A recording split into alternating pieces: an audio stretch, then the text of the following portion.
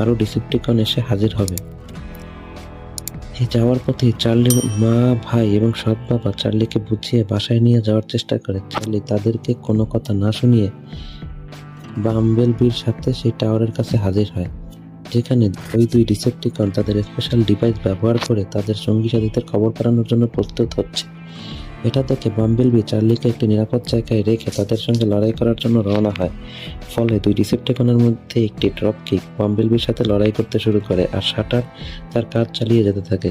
Charlie যখন দেখতে পায় এভাবে চলতে থাকলে শাটার তার কাজে সফল হয়ে যাবে, তখন চার্লি কোনো ক্রমে ওই টাওয়ারে উঠে ডিভাইসটি নষ্ট করার চেষ্টা করে। ঠিক ওই সময়ে কর্নেল জ্যাক হেলিকপ্টারের মাধ্যমে ওই স্থানে উপস্থিত হয়ে শাটারের উপর হামলা শুরু করে, কিন্তু দুর্ভাগ্যবশত শাটারের আক্রমণে তার হেলিকপ্টার ক্ষতিগ্রস্ত হয়ে নিচে পড়ে যায়। যদিও নিচে পড়ে তার কোনো ক্ষতি হয় না, কারণ বাম্বেলবি ড্রপ কিককে ধ্বংস করে কর্নেল